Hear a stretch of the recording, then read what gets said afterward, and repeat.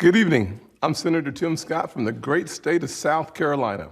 We just heard President Biden's first address to Congress. Our president seems like a good man. His speech was full of good words, but President Biden promised you a specific kind of leadership. He promised to unite a nation, to lower the temperature, to govern for all Americans, no matter how we voted. This was the pitch. You just heard it again. But our nation is starving for more than empty platitudes. We need policies and progress that brings us closer together. But 3 months in, the actions of the president and his party are pulling us further and further apart. I won't waste your time with finger pointing or partisan bickering. You can get that on TV anytime you want. I want to have an honest conversation about common sense and common ground, about this feeling that our nation is sliding off its shared foundation and how we move forward together. Growing up, I never dreamed I would be standing here tonight. When I was a kid, my parents divorced. My mother, my brother, and I moved in with my grandparents. 3 of us sharing one bedroom. I was disillusioned and angry, and I nearly failed out of school. But I was blessed. First, with a praying mama. And let me say this, to the single mothers out there who are working their tails off, working hard, trying to make the ends meet, wondering if it's worth it, you can bet it is. God bless your amazing effort on the part of your kids. I was also blessed by a Chick-fil-A operator, John Moniz, and finally with a string of opportunities that are only possible here in America. This past year, I've watched COVID attack every rung of the ladder that helped me up. So many families have lost parents and grandparents too early. So many small businesses have gone under. Becoming a Christian transformed my life, but for months, too many churches were shut down. Most of all, I'm saddened that millions of kids have lost a year of learning when they could not afford to lose a single day. Locking vulnerable kids out of the classroom is locking adults out of their future. Our public schools should have reopened months ago. Other countries did. Private and religious schools did. Science has shown for months that schools are safe. But too often, powerful grown-ups set science aside, and kids like me were left behind. The clearest case I've seen for school choice in our lifetimes, because we know that education is the closest thing to magic in America. Last year, under Republican leadership, we passed 5 bipartisan COVID packages. Congress supported our schools, our hospitals, saved our economy, and funded Operation Warp Speed, delivering vaccines in record time. All 5 bills got 90 votes in the Senate. Common sense found common ground. In February, Republicans told President Biden we wanted to keep working together to finish this fight. But Democrats wanted to go it alone.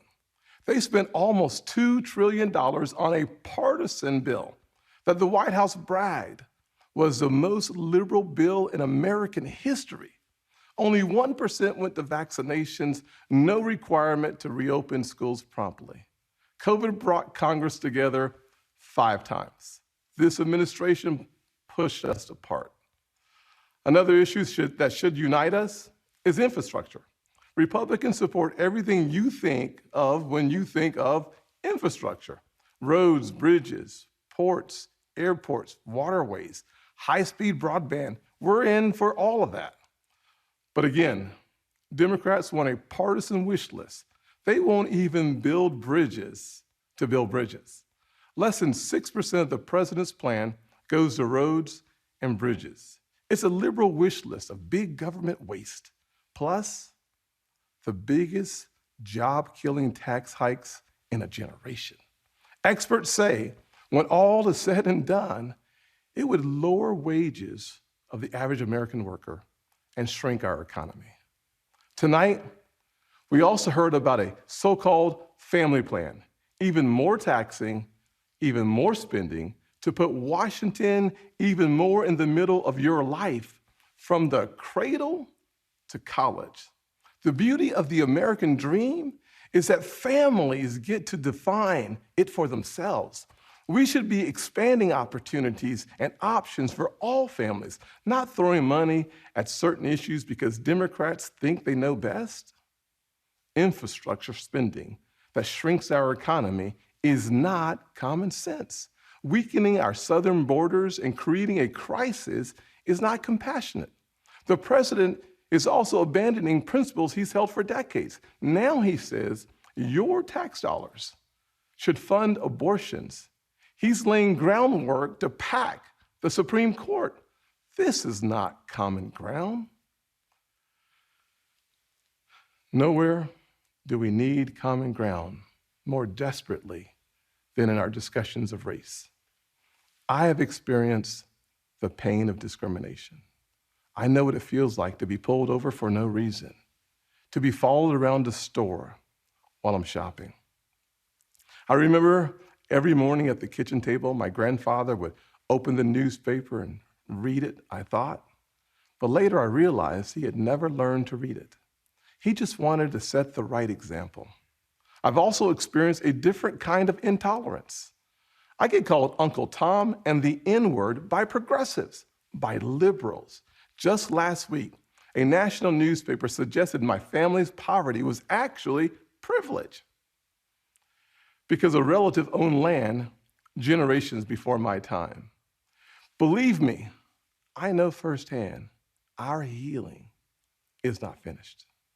In 2015, after the shooting of Walter Scott, I wrote a bill to fund body cameras.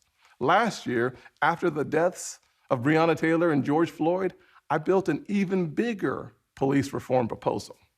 But my Democratic colleagues blocked it. I extended an olive branch. I offered amendments, but Democrats used a filibuster to block the debate from even happening. My friends across the aisle seemed to want the issue more than they wanted a solution. But I'm still working. I'm hopeful that this will be different. When America comes together, we've made tremendous progress, but powerful forces want to pull us apart. 100 years ago, kids in classrooms were taught the color of their skin was their most important characteristic. And if they looked a certain way, they were inferior. Today, kids are being taught that the color of their skin defines them again. And if they look a certain way, they're an oppressor. From colleges to corporations to our culture, people are making money and gaining power by pretending we haven't made any progress at all, by doubling down on the divisions we've worked so hard to heal. You know this stuff is wrong. Hear me clearly. America is not a racist country. It's backwards to fight discrimination with different types of discrimination, and it's wrong to try to use our painful past to dishonestly shut down debates in the present. I'm an African American who's voted in the South my entire life. I take voting rights personally. Republicans support making it easier to vote and harder to cheat, and so do the voters. Big majorities of Americans support early voting, and big majorities support voter ID, including African Americans and Hispanics. Common sense makes common ground. But today, this conversation has collapsed. The state of Georgia passed a law that expands early voting, preserves no excuse mail-in voting, and despite what the president claimed, did not reduce election day hours. If you actually read this law, it's mainstream. It will be easier to vote early in Georgia than in Democrat-run New York. But the left doesn't want you to know that. They want people virtue signaling by yelling about a law they haven't even read. Fact checkers have called out the White House for misstatements. The president absurdly claims that this is worse than Jim Crow. What is going on here? I'll tell you, a Washington power grab. This misplaced outrage is supposed to justify Democrats' new sweeping bill that would take over elections for all 50 states. It would send public funds to political campaigns you disagree with and make the bipartisan Federal Elections Commission partisan. This is not about civil rights or our racial past. It's about rigging elections in the future. And no, the same filibuster that President Obama and President Biden praised when they were senators, the same filibuster that the Democrats used to kill my police reform bill last year, has not suddenly become a racist relic just because the shoe is now on the other foot. Race is not a political weapon to settle every issue the way one side wants. It's far too important. This should be a joyful springtime for our nation. This administration inherited a tide that had already turned. The coronavirus is on the run. Thanks to Operation Warp Speed and the Trump administration, our country is flooded with safe and effective vaccines. Thanks to our bipartisan work last year, job openings are rebounding. So why do we feel so divided? Anxious. A nation with so much cause for hope should not feel so heavy laden. A president who promised to bring us together should not be pushing agendas that tear us apart. The American family deserves better, and we know what better looks like. Just before COVID, we had the most inclusive economy in my lifetime, the lowest unemployment rates ever recorded for African Americans, Hispanics, and Asians, and a 70-year low nearly for women. Wages were growing faster at the bottom than at the top. The bottom 25% saw their wages go up faster than the top 25%. That happened because Republicans focused on expanding opportunity for all Americans. In addition to that, we passed opportunity zones, criminal justice reform, and permanent funding for historically Black colleges and universities for the first time ever. We fought the drug epidemic, rebuilt our military, and cut taxes for working families and single moms like the one that raised me. Our best future will not come from Washington schemes or socialist dreams. It will come from you, the American people, Black, Hispanic, white, and Asian, Republican and Democrat, brave police officers in Black neighborhoods.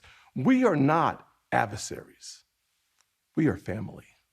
We are all in this together, and we get to live in the greatest country on earth. The country where my grandfather in his 94 years saw his family go from cotton to Congress in one lifetime. So I am more than hopeful. I am confident that our finest hour is yet to come. Original sin is never the end of the story, not in our souls and not for our nation. The real story is always redemption. I am standing here because my mom has prayed me through some really tough times. I believe our nation has succeeded the same way because generations of Americans in their own ways have asked for grace and God has supplied it. So I will close with a word from a worship song that really helped me through this past year of COVID.